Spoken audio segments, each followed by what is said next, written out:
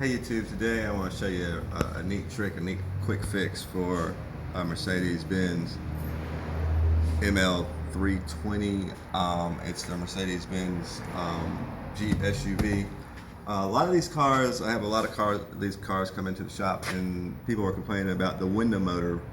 Well, they'll think they need a window motor or regulator because the window will go down, but it won't go up.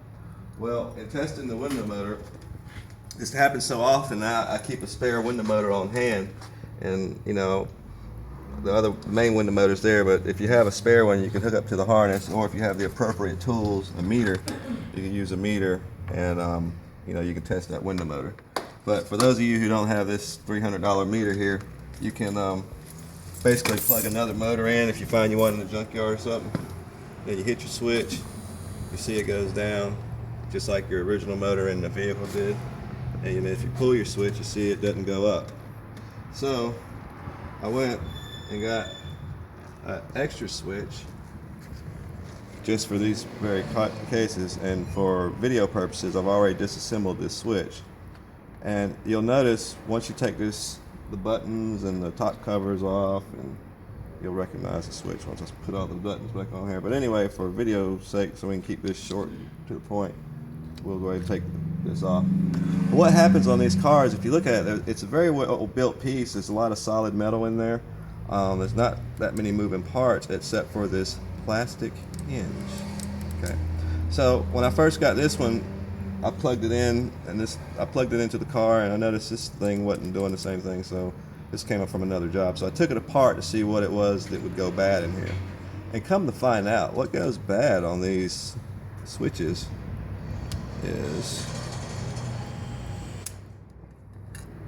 if you look on the bottom, that's plastic, and that plastic wears away over time.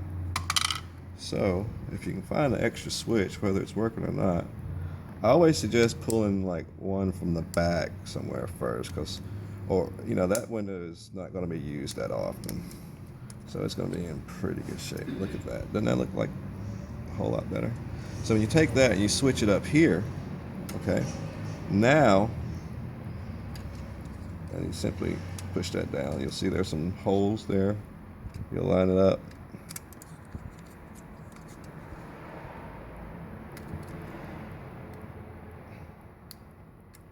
Line it up. Make sure you line up the little light that goes up in there so you don't break that off.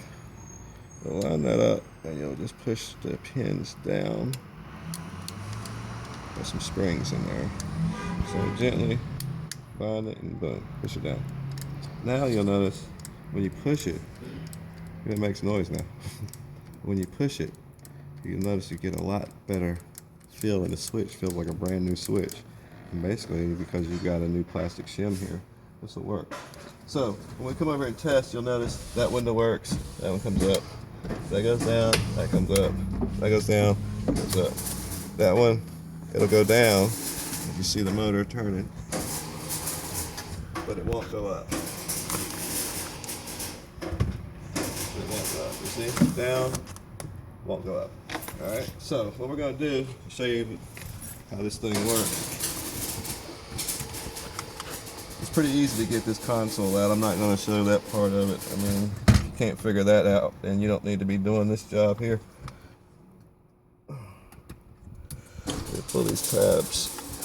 This is the wiring harness.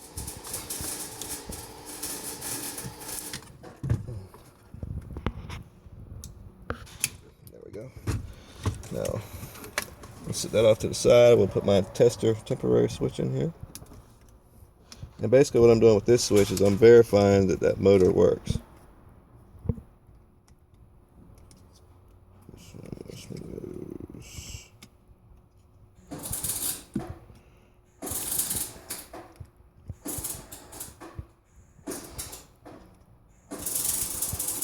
This one goes here. Oh, this one goes here.